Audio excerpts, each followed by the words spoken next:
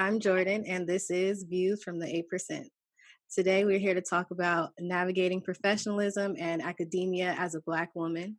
I am so excited to introduce my very first guest. Honestly, I could not ask for a better inaugural interviewee.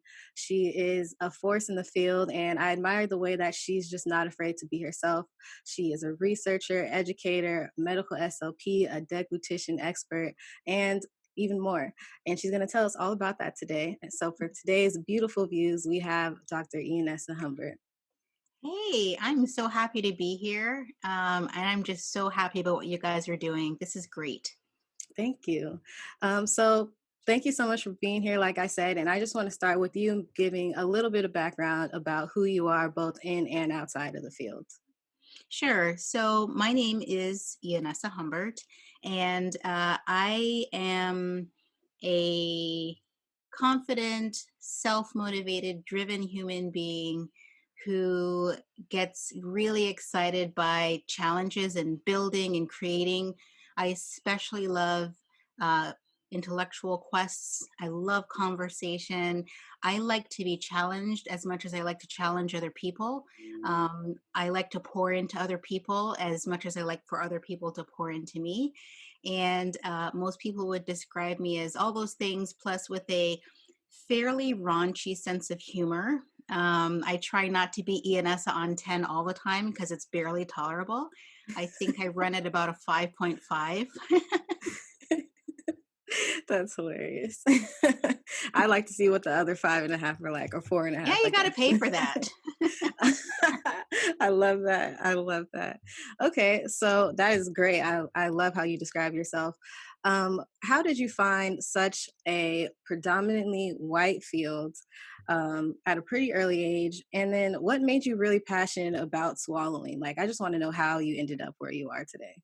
Yeah, it's a good question. It's a question that most people who are not white females get asked. I found out about this field because initially I was a French major, so I'm Canadian, and I had taken AP French through high school, and I figured I'll just continue with it. But my family is Jamaican, so Jamaican immigrants to Canada, and then we immigrated all together in 1990 when I was age 14 to the United States. So by the Wow. time I went to college, my parents, the immigrant Jamaicans, were like, wait, what job is at the end of that? Because in living Of color course. kind of has it right. Like if you don't have at least two or three backup jobs, then you're a lazy bum. Yeah. So Snaps to that. exactly. So my parents go going, what job is at the end of that? I'm like, I don't know. They're like, no, college is for us is not finding yourself. We're not white. We didn't send you there to find yourself. So I asked my sister, I said, like, what job should I do? And she said, you need to figure out a way to correct people's speech for money because you do it for free anyway. And you need to figure out if you can like, because we're tired of it. So I went to a guidance counselor and there's like, yeah, there's a degree called speech pathology. I was a junior and I just thought, well, let me just do that. And 3 degrees later, I'm still here. So I had no clue what the demographic was going to be like or anything like that. I noticed the classroom was really white, but I also went to a predominantly white university, Hmm. University of South Florida. So I just figured this is a representation of the campus. Right. Right. But for swallowing, I ended up in swallowing because I decided somewhere doing my master's at Howard University that I was not particularly interested in kids and language and education settings. I did much better in medical settings. So when I decided to go back and get my PhD, the grant that paid for my PhD mandated that something medical be investigated. And initially I was Mm. going to do pediatric voice and all these other things. But then I eventually decided to do swallowing because when I went to the NIH, I had an intramural research award to do my PhD there. They needed somebody to do a new adult swallowing project. And I was like, look, I'm here to learn about research in the best place on the planet to learn research. So whatever you got for me. So I ended up in that area and it worked out Mhm. really well. But I just want to say I never had the opportunity to do a clinical fellowship or any real externship in a medical setting because nobody wanted me. So Mm. sometimes you end up there later on, and I've now had past clinical supervisors asking me to help them with their setup for their medical setup. So you just never know how it goes.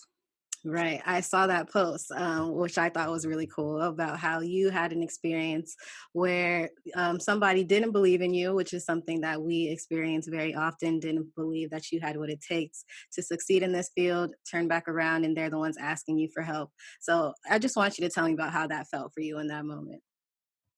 It felt sad for her and redeeming for me. I remember looking at her going, do you realize who you're talking to? So I introduced herself, including all the juicy details. Like, yeah, remember you tried to get me kicked out of the program? Remember that? Wow. Oh, wow. Okay. So, the issue really is I felt sad for her because she had an opportunity to work well with a hot gem. Let's just be honest about what our capabilities are, Let's be honest because the about things it. that we get forged in a fire a little bit longer. So when we survive, if it's not been traumatic or abusive, all that means is that we have been put through the test with a coach that made us run a little bit farther and lift a little bit heavier. So who do you think is going to be really, really fit when the chips fall? It's going to be us. And she had Mhm. the opportunity to really push me in a positive direction, and she didn't. And that's what happens sometimes when you think that you have capacities that are better than others just because you're born with less melanin. I mean, that Mhm. alone can't actually mean anything intellectually, can it? Of course not. No, scientifically, we know that is not the case. It shouldn't be that difficult to prove. But I'm glad that you had that experience. I hope more of us have that experience. I can't imagine how that felt for you because I have been in, or most of us have been in a very similar position. So just going back to coming into the field, once you realize that it wasn't just your school's demographics that made your classroom so white, it was the actual demographics of the field. Once you realize that, did you feel any more pressure on yourself to succeed or be the gym that you knew that you were? Yeah, so I put plenty of pressure on myself in a realistic way. The pressure that I felt was that people assumed I was incompetent. It's different kind of pressure from the model minority where they expected to excel beyond white people. Mm, I was expected to barely make it. And if I made it, I was expected to be shocked by it, and I was expected to accept their surprise with grace, as opposed to being like, of course, you underestimated me. right. And so that the pressure was really not about whether I was good enough. I knew that if it was something in my wheelhouse, I could kill it. There's no question about it. My issue was, why do I have to constantly get these people to understand what my capacity is? The second we get past this, everybody wins. If you could get past your disposition toward people who look like me, you could win too. Because you would get to see what it's like to work with a much more prepared, amazing version of me where I'm pouring myself into the job and not into the Yes. extracurriculars associated with interacting with you. Yes. And that's the thing. When Black people and Black women specifically, when we succeed, we bring up everybody around us. Like it's just nature. It's just the way things are. So I don't understand why more doesn't get poured into us. And I think that's a great point. Like she could have learned so much from you. And they just miss out. So one of my favorite books is The Gifts of Imperfection by Brene Brown. And she talks a lot about living wholeheartedly, which means living and loving with your whole heart, despite the risk and uncertainties. And as Black women, we know that living as ourselves is inherently risky. We know that showcasing certain parts of ourselves that have been traditionally not accepted or just completely unacceptable requires a level of vulnerability and a level of strength that other people don't necessarily have to consider. So, like I said, I think you do a wonderful job of living wholeheartedly and bringing your entire self to the table. And I want to know, like, how important is that to you to live in that way without minimizing any parts of yourself? It is the essence. It is literally my core. I mean, there is nothing. I will die tomorrow a happy person, if I don't have to compromise things beyond what. Again, I don't ever want to go below like Ianessa on 3, because then that means I've Right. compromised so much that I have to be the bare scraping the bare bottom of myself. Now, I'm not saying that tragic or really difficult circumstances can happen where I find myself there, but I'm certainly not going to dial down my knot on the knob because somebody else would feel comfortable. And frankly, you need to know all the me that there is. And if you like it, great. If you don't, I want you to not like me for who I actually am. What a Mm-hmm. waste of time to be liked for somebody you're not. I'd actually Right. rather be disliked for who I am. You know what? Because that's what Yes. authenticity is. You never fail, really. Failure is really not that much of a deal if you've accepted who you are and what your boundaries are. Like when I don't do math well, I'm like, yeah, well, it's me. I suck at math. You think I'm gonna get surprised and hurt by that? No. Anyone who asked me to do math, I just need to let you know you were wrong for that. And we're both going to find out. But something I'm good at, I'm not going to minimize that for anybody else. And so that to me is literally everything that drives a human being. You can get yourself out of so much unnecessary trouble that is internally like stuck in your head, that spiral negative thinking, if you just give yourself a second to look in the mirror and say, this is you. I love this Mhm. part of myself, not in a stupid, corny way, but being like, no, I'm not going to dim my shine because other people aren't ready for it. Because that's usually what Exactly. we're doing. We're dimming our shine. And to me, my shine is my mess too. All my I foolishness, love that's all that. me. That's all my It's all shine. it's all And if you don't together. want it all, that's just too bad. That is so true. That is so true. And you're right. It really is the core of so many problems. Like if we just gave ourselves permission to be us and accept us and love us for who we are, we would overcome so many things externally. It all starts internally. But it is something that so many people struggle with. So was this something that you were always comfortable doing, or was there something that helped you or that you learned along the way to get to the point that you are now? That's a great question. My parents described me as coming out the womb giving traffic directions, or just like telling you, look, this is the infant I'm gonna be, this kind of baby I'm gonna be. Like that, like if you ask them, they're like explaining life to them at that age.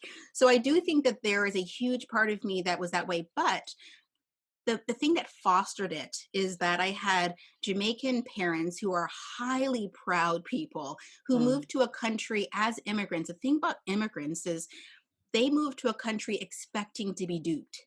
Like it's literally their job to catch to find where's Waldo all the time. It's like you yes. left the comfort of a country where everybody looks like you and your ancestors have been there forever to move to a place where people have more that and don't want you to have it. And you know this because you come here and there are family members who receive you and say, be careful, white people don't like this and white people don't like that. And Mhm. you don't want this and you don't want that. So you literally are getting amped up for the moment you get duped. So when it happens, you're like, ah ha ha, you tried to do this and I saw it. So I have that way of thinking in my head.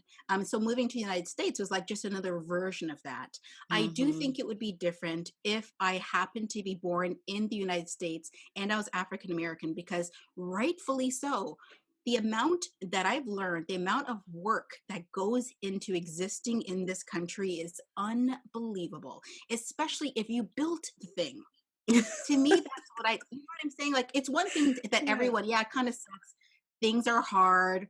Immigrant life is hard, but at least you signed up for it in many cases. If you Right. literally didn't sign up for it, you built it and you're still being treated like a third, fourth, fifth class citizen, I could see why that would be really discouraging. So I benefited from being raised in a place where when people didn't think I belonged, I was like, ah ha ha, I already know what you're thinking. I cannot wait to lift your jaw. I can't wait Mhm. to lift your jaw. Mhm. Just give me a few days and you're going to see how wrong you were. But that's a different thing to take when you shouldn't have to keep doing it over and over again because your ancestors are from here. Yes, I think that is so true. And that's something that is not talked about enough. It's just like the variety of the experiences that we have across the diaspora. The Black experience is just not a monolith. And we all have these strengths and we all have all these things that we've overcome. And there are obviously so many similarities, but the various differences are so interesting. And Hmm. obviously all the like individual experiences that we have. So like you have a extremely extensive CV. It is super impressive. You should all go check it out. It's on her website, or don't, because it might make you feel a type of way. If you honestly, it is so impressive. You might just need to take a breath before you go look through it. Thank you. But you just have such a wide variety of experiences.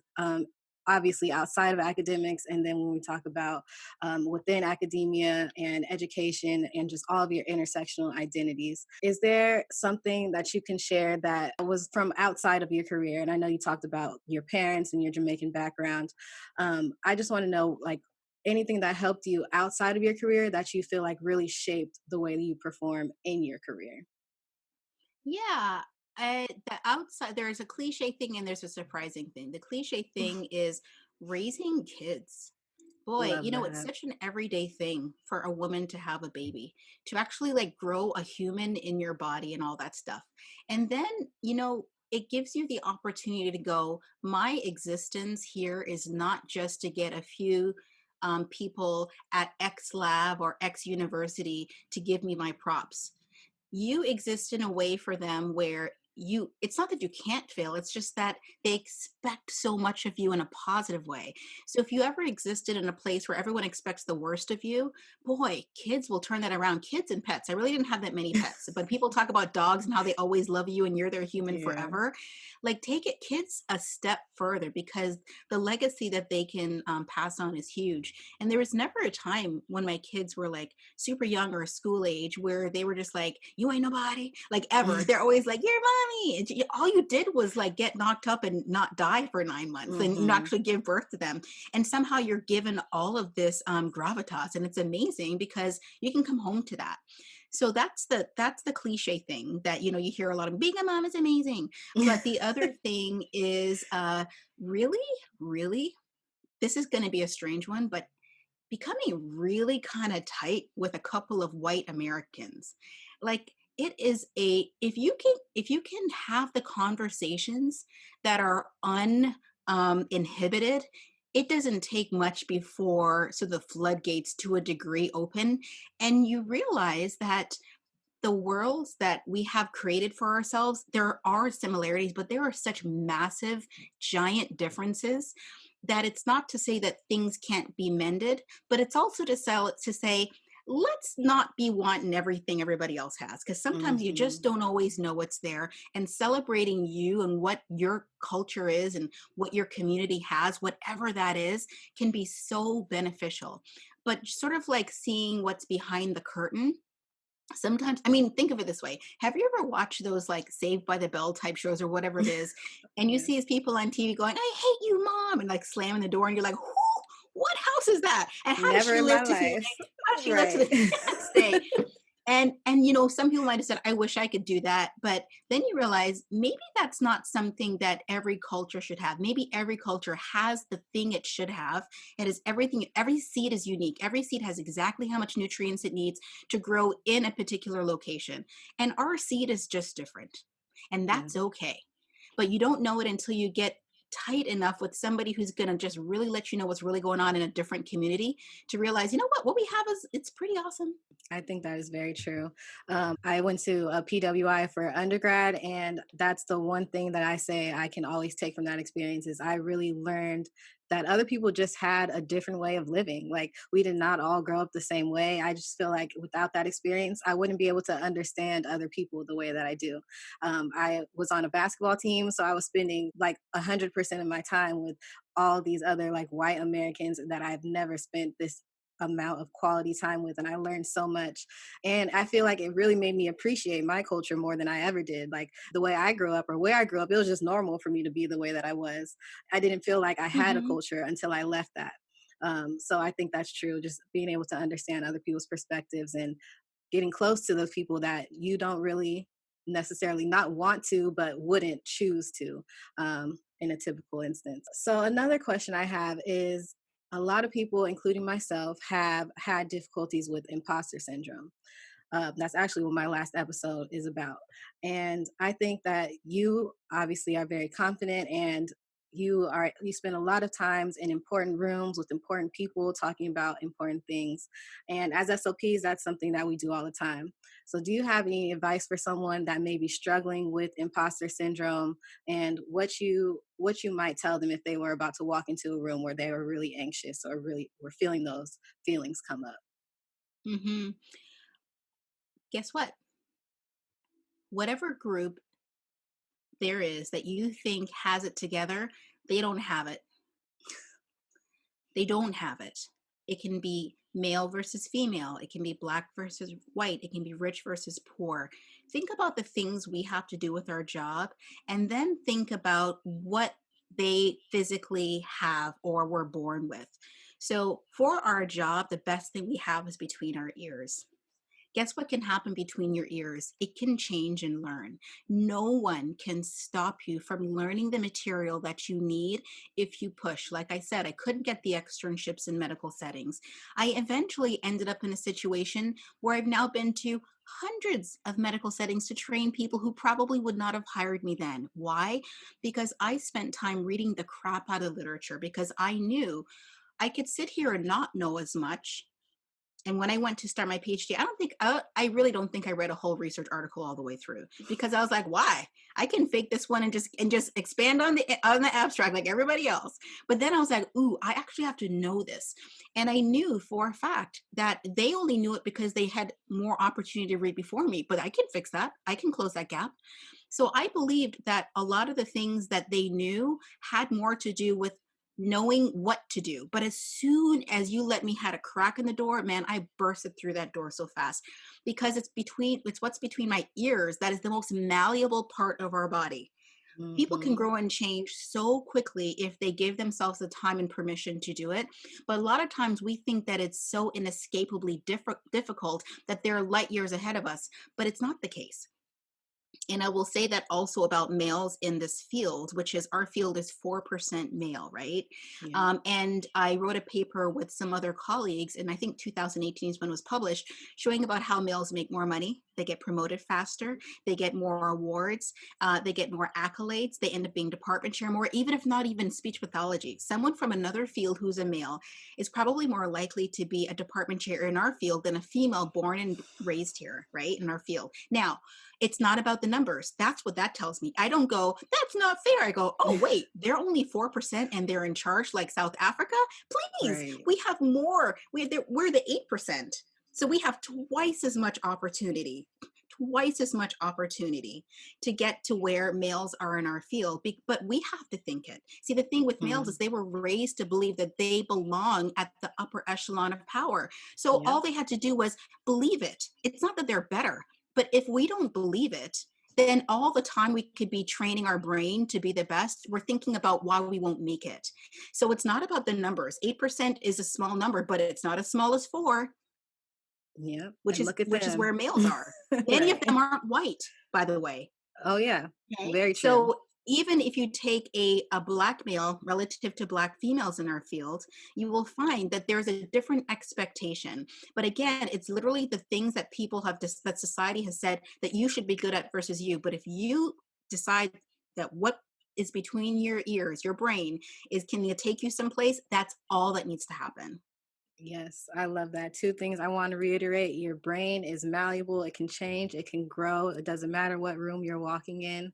And then the second thing was the first thing you said, that nobody, whatever group that we think, does not have it all together. I love that. I think They I'm don't gonna have it. add that. I'm gonna add that to my like daily mantras. Like nobody has it, and I think that's so true because I know that about myself. A lot of people think I have it together, and I do not. So why would I think that Yeah. anybody else does? Exactly. And I will tell you, the more you are in those circles, the more you realize, wow, I just explained this to that person who broke down in tears because someone didn't agree with them instantly. You can't handle life. Why are you Yeah. so easily broken into pieces? You're to belong here. I don't even belong here. And I'm holding it together. So when you think about that, what difference does it make if everything in your life has set you up to be in a place that you can't handle? That's Mm, a waste to me.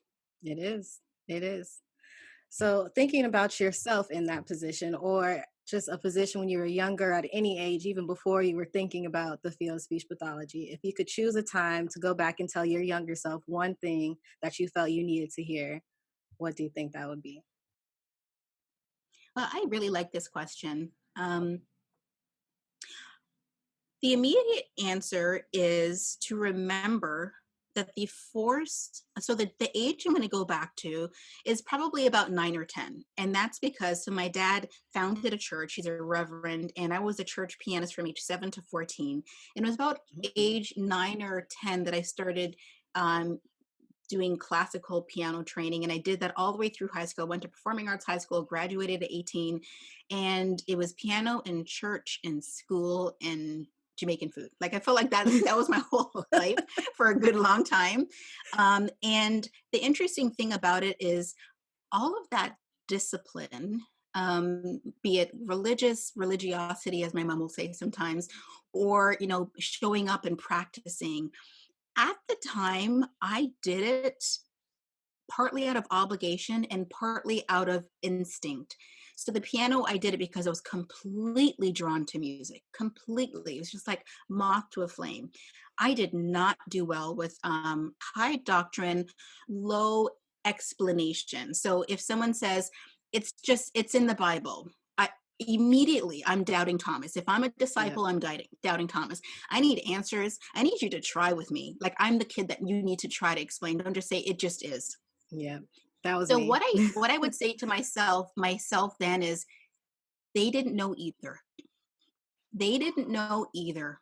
And that allows me now to feel a little bit less guilt associated with not being an easy a follower in a way that's something in a place where it really mattered to me, right? So it really mattered to me that all of these constraints that I had as a child because of religion were worth it.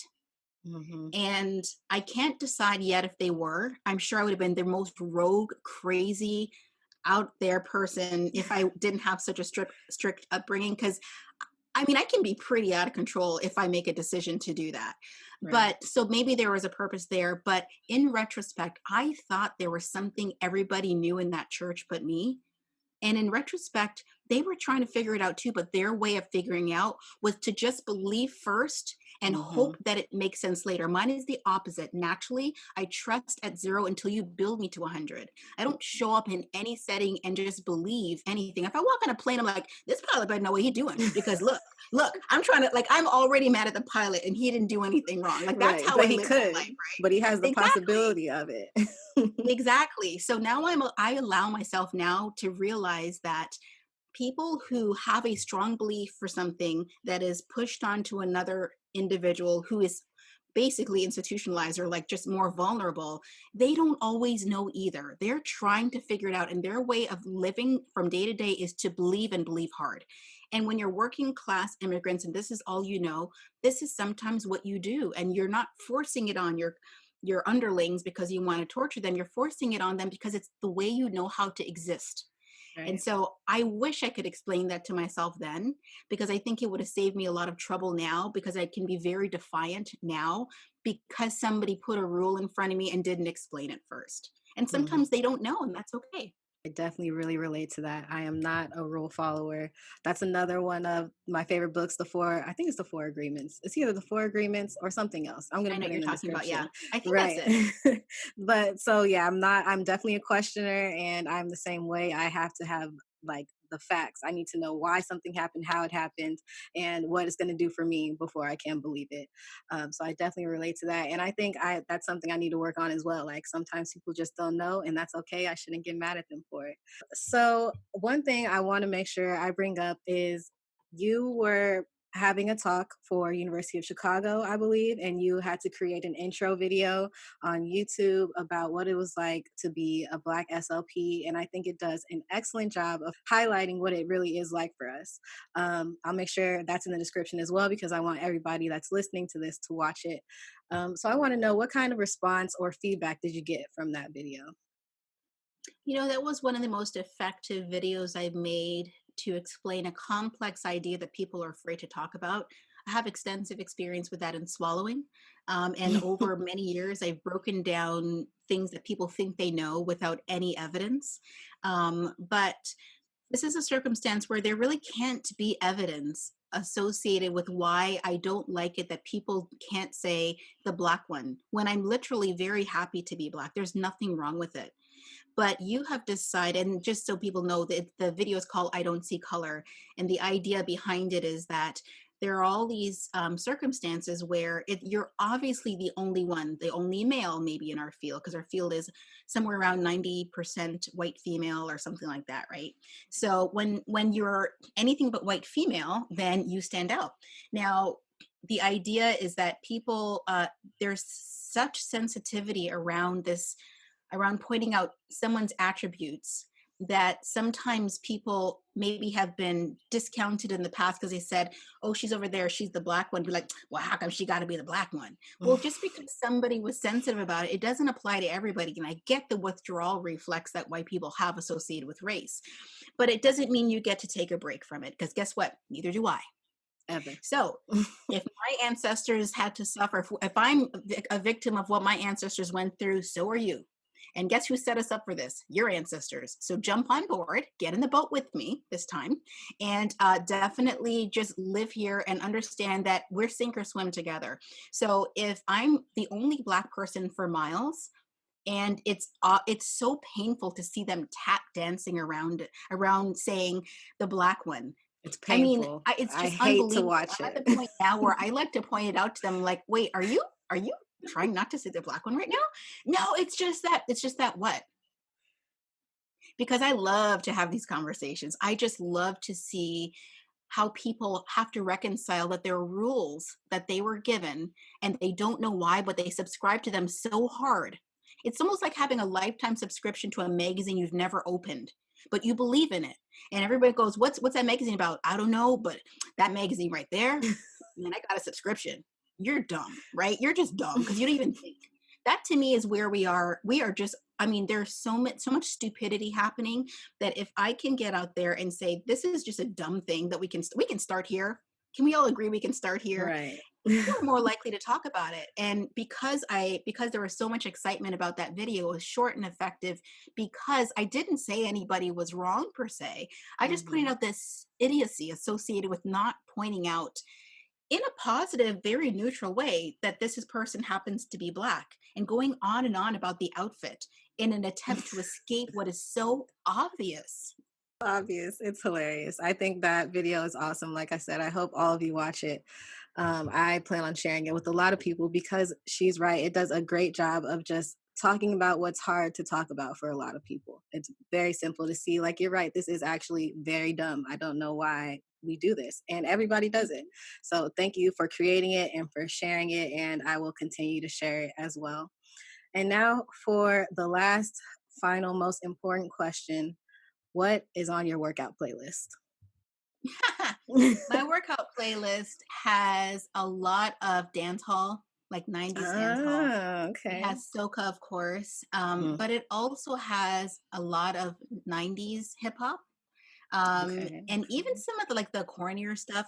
To be honest, it is not for the faint of heart, because the language in it, man, the language is really Yeah, questionable. yeah. But I love it because it pushes me. I feel like I get a little bit mad, just mad enough to not let the workout work me out. So yeah, definitely a lot of dance hall, a lot of 90s hip hop, and the occasional Radiohead song that has a pretty decent beat.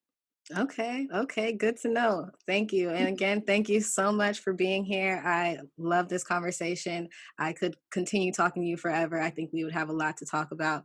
But I can't thank you enough for being here. This is amazing for my first guest. Really appreciate it. Thank you so much for having me. This was spectacular. I'm looking forward to all that you're going to do for us in the field. You're already a little shining star. Don't let anybody dim your shine. Thank you. And I will tell you the same, but you obviously got that on lock. And that's why I love it. That's why you're here today. So thank you. And hopefully one day we will chat again and have another great conversation. I hope so. Thank you.